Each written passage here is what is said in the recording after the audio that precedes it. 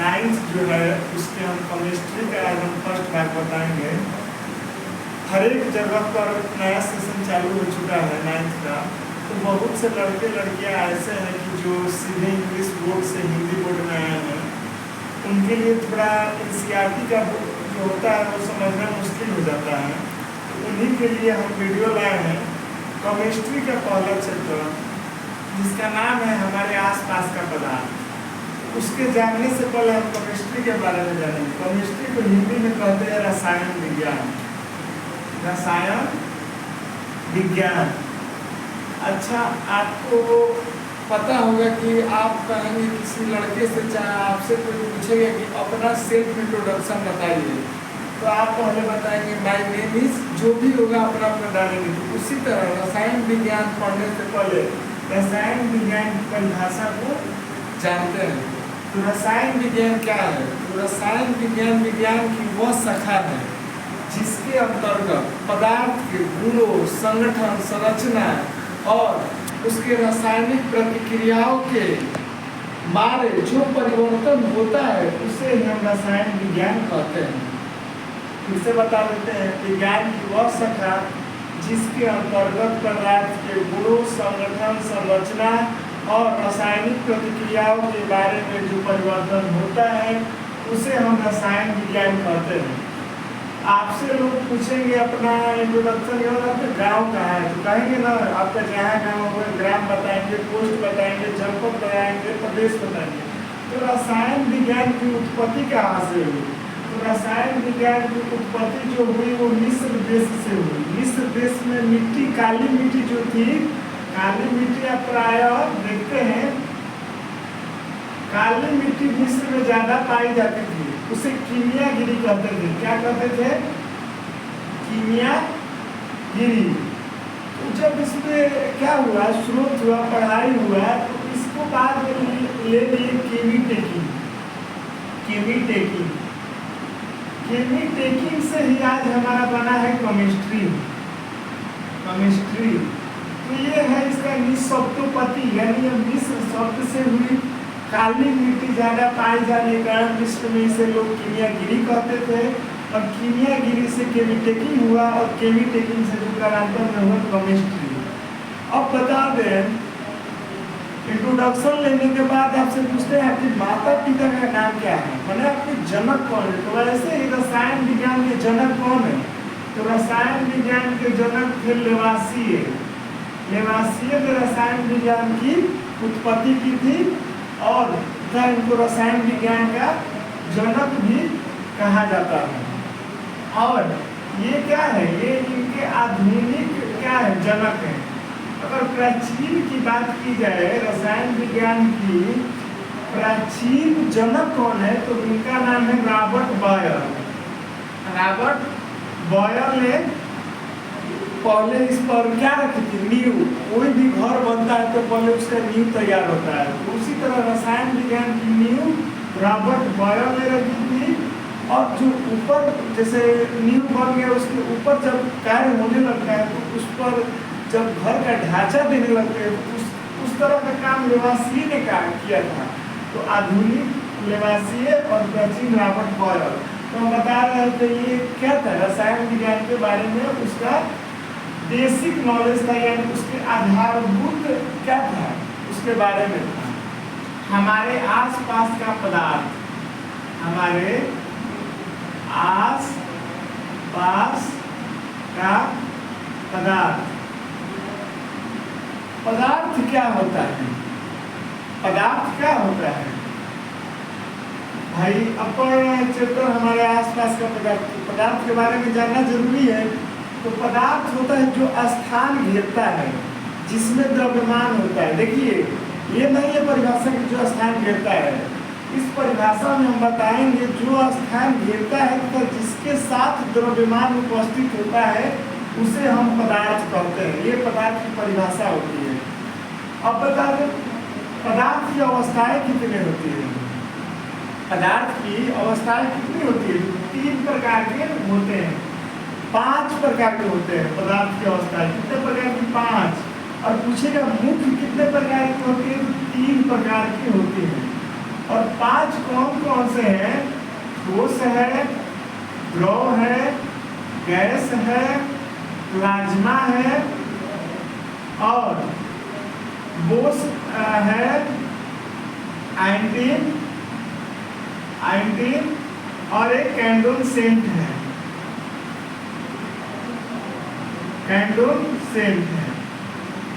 तो 5 बताया, पहला ठोस, दूसरा द्रव, तीसरा गैस, चौथा प्लाज्मा और 5वां बोस आयोडीन कैंडोसेंट। तो हमने 3 प्रकार इसका मुख्य बताया, जो है ठोस अवस्था, द्रव अवस्था और गैस अवस्था। यही आपको पढ़ना है, ये 2 आपके काम में नहीं आता है। ठोस क्या होता है? जिसका आकार और आयतन निश्चित होता है उसे ठोस कहते हैं। जैसे मान लीजिए कोई चीज को हम लिए, किताब को लिए कोई, जैसे ये बोर्ड है आपका, ये एक जगह निश्चित है, इसका क्या है? आकार निश्चित है और इसका आयतन निश्चित है, इसको बिना हिला हिलेगा नहीं, यानी ये ठोस अवस्था है। इसका आकार और आयतन निश्चित होता है। इसके उदाहरण देते हुए मेज ले लीजिए, कुर्सी ले लीजिए। उसके बाद से द्रव अवस्था। द्रव अवस्था में क्या होता है? आयतन निश्चित होता है, आकार अनिश्चित होता है। यानी उदाहरण देते हुए हम एक बोतल में 1 लीटर तेल को ले आए, चाहे पानी को ले आए, उसका क्या हुआ? आयतन निश्चित है। 1 लीटर पानी लाए हो तो 1 लीटर उसमें क्या होगा? पर्याप्त होगा। लेकिन हम उस बोतल के जो क्या होता है ढक्कन, उसको खोल के हम नीचे गिरा दे तो उसका आयतन क्या होगा? अनिश्चित हो जाएगा, फैलाव हो जाएगा। तो वो हो गया द्रव। उसके बाद से गैस किसे कहते हैं? तो गैस जिसका आकार और आयतन अनिश्चित हो उसे हम गैस कहते हैं। देखे होंगे कि आपके घर प्रायः चावल बनता है, उसको हम क्या करते हैं? गर्म करते हैं उसको, तो क्या होता है? उसका भाप ऊपर की ओर जाता है, तो उसका ना आकार निश्चित है और ना आयतन निश्चित होता है। इसको कहते हैं गैस। ये क्या हो गया? पदार्थ के प्रकार। हम बता रहे थे पदार्थ, ये अवस्था बता दिए कि ये भी काम करेगा। तो पदार्थ कितने प्रकार के होते हैं? पदार्थ होते हैं 2 प्रकार के। पदार्थ होते हैं 2 प्रकार के। एक होता है शुद्ध पदार्थ और दूसरा होता है अशुद्ध पदार्थ। ठीक?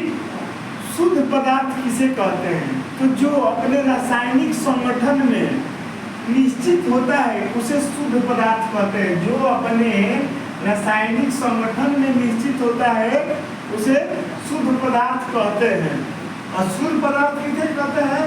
तो रासायनिक संगठन में अनिश्चित होता है उसे अशुद्ध पदार्थ कहते हैं। शुद्ध पदार्थ कितने प्रकार के होते हैं? तो 2 प्रकार के, तत्व और यौगिक। शुद्ध पदार्थ कितने प्रकार के होते हैं? तत्व और यौगिक। तत्व किसे कहते हैं? तो ऐसा शुद्ध पदार्थ जो अपने रासायनिक विधियों द्वारा 2 या 2 से अधिक भागों में विभाजित नहीं होता, तत्व कहलाता है। तत्व किसे कहते हैं? तो ऐसा जो है रासायनिक विधियों द्वारा 2 या 2 से अधिक भागों में विभाजित नहीं होता है, तत्व कहते हैं। और यौगिक किसे कहते हैं? तो इसका सिंपल से परिभाषा है 2 या 2 से अधिक यौगिक निश्चित अनुपात में मिलकर उसके फलस्वरूप जो शुद्ध पदार्थ का निर्माण करता है उसे यौगिक कहते हैं। देखिए हम बहुत ही सिंपल बता रहे हैं, ये परिभाषा आपका कहीं नहीं कटेगा, कोई टीचर नहीं काट सकते हैं, ये बेसिक है, ये हम बहुत सिंपल बता रहे हैं। ये भी परिभाषा कहीं ना कहीं चल सकता है। शुद्ध क्या बताएं? जो रासायनिक संगठन में निश्चित होता है, और शुद्ध पदार्थ में क्या कहेंगे? जो रासायनिक संगठन में अनिश्चित होता है। शुद्ध के कितने प्रकार होते हैं? तत्व, यौगिक। तत्व किसे कहते हैं? तो जो रासायनिक संयोग करके 2 या 2 से अधिक भागों में विभाजित नहीं होता उसे तत्व कहते हैं। और यौगिक जो 2 या 2 से अधिक तत्व निश्चित अनुपात में मिलकर उसके फलस्वरूप जो शुद्ध पदार्थ बनाता है उसे यौगिक कहते हैं। ये हो गया आपका तत्व और यौगिक। अब बता दें अशुद्ध पदार्थ कितने प्रकार के होते हैं? तो 2 प्रकार के होते हैं, समांगी मिश्रण और विषमांगी मिश्रण। समांगी मिश्रण और विषमांगी मिश्रण।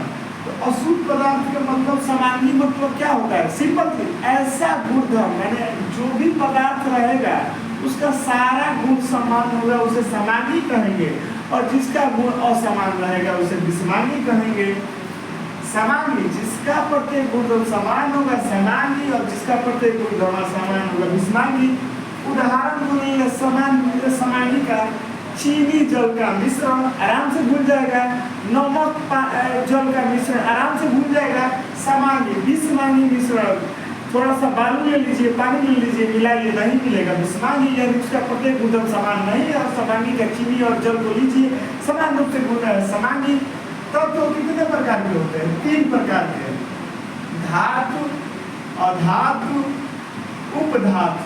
धातु, अधातु, उपधातु। यानी आप पढ़े होंगे जो 9 में आए हैं लड़के चाहे लड़कियां, उनके लिए मेटल, नॉन मेटल, मेटेलॉइड, ये आपने नाम सुना होगा। तो हम बता दें धातु किसे कहते हैं? जो इलेक्ट्रॉन को त्याग करके धनायन बनाने की प्रवृत्ति रखता है उसे हम धातु कहते हैं। जो इलेक्ट्रॉन को त्याग करके धनायन बनाने की प्रवृत्ति रखता है उसे धातु कहते हैं। या सिंपल सी परिभाषा होगी, जिसको पीटने पर आवाज निकलता है उसे धातु कहते हैं। आवाज निकल रही है, धातु है। अधातु जो इलेक्ट्रॉन को ग्रहण करके ऋणायन बनाने की प्रवृत्ति रखता है उसे अधातु कहते हैं। जो इलेक्ट्रॉन को ग्रहण करके ऋणायन बनाने की प्रवृत्ति रखता है उसे हम अधातु कहते हैं। उपधातु किसे कहते हैं? सिंपल सी परिभाषा है, धातु और उपधातु दोनों के गुण को हम उपधातु कहते हैं। धातु और अधातु के दोनों गुण को हम उपधातु कहते हैं। थॉमस के द्वारा जल विलयन के बारे में बताइए। थॉमस के द्वारा जल विलयन में बताइए। तो थॉमस द्वारा 2 प्रकार का होता है। पहला होता है क्रिस्टल लाभ, और दूसरा होता है कोलाइडी। अब इन दोनों का परिभाषा थॉमस जितना आसान दिया था ना, थॉमस जितना आसान दिया था उतना आसान रॉबर्ट बॉयल भी नहीं दिए थे। क्रिस्टल ऐसा पदार्थ जिसका जल विलयन पार्चमेंट पेपर पर शीघ्र विस्मित हो जाता है क्रिस्टल लाभ कहलाता है। और ऐसा पदार्थ जो जल विलयन में पार्चमेंट पेपर पर शीघ्र विस्मित नहीं होता है उसे हम कोलाइडी विलयन कहते हैं। अम्ल क्षार लवण उदाहरण ले लीजिए क्रिस्टल लाभ के, गोद सेलुलोज ले लीजिए उदाहरण कोलाइडी के। थॉमस द्वारा क्रिस्टल लाभ कोलाइडी की परिभाषा हमने दी। जो पार्चमेंट पेपर पर शीघ्र विस्मित हो जाएगा उसे क्रिस्टल लाभ कहेंगे, और कोलाइडी जो होगा पार्चमेंट पेपर पर शीघ्र विस्मित नहीं होगा उसे हम कोलाइडी कहेंगे। अब बता दें पदार्थ के भौतिक मात्रक एवं रासायनिक मात्रक। पदार्थ के भौतिक मात्रक और रासायनिक मात्रक। तो बाबू जो भौतिक मात्रक होता है ये आपकी कक्षा 9-10 में पढ़ना है, और जो रासायनिक होता है ये 11वीं और 12वीं में पढ़ना है। तो भौतिक में हो गया आपका क्या? भौतिक हम बता रहे, सुनिएगा। द्रव्यमान भार प्रतिशतता। द्रव्यमान भार प्रतिशतता पहला। दूसरा भार आयतन प्रतिशतता, भार आयतन प्रतिशतता। तीसरा द्रव्यमान और आयतन प्रतिशतता। और चौथा बता दें आपको क्या? ppm में सांद्रता। ppm में सांद्रता। और रासायनिक में हम बता दें आपको, रासायनिक में पहला है ग्राम प्रति लीटर। ग्राम प्रति लीटर। दूसरा हो गया नॉर्मलता। तीसरा हो गया मोलरता, और चौथा हो गया मोलरता। तो हम इसके जो परिभाषा है हम सिंपल में बता दे रहे हैं। ये जो विश्लेषण होगा हम उसमें इसका वीडियो छोड़ेंगे जो आपको पता चलेगा। द्रव्यमान भार प्रतिशतता में आपका परिभाषा छिपा है कि द्रव्यमान उसका विलायक रहेगा और भार विलेय रहेगा। यानी द्रव्यमान का भार बटा विलयन का भार बटा विलय का भार गुणे 100। उसी तरह विलय का भार अपन विलयन का आयतन गुणे 100, विलय का द्रव्यमान अपन विलयन का आयतन गुणे 100। और पीपीएम की सांद्रता का मात्रा होता है 10⁶। तो विलय का भार अपन विलयन का आयतन गुणे 10⁶। आइए तो साइड के जो आपको 11वीं 12वीं में पढ़ना है, ग्राम प्रति लीटर, नॉर्मलता, मोलता, मूलता, ये सब हम आपको अगले वीडियो में बताएंगे।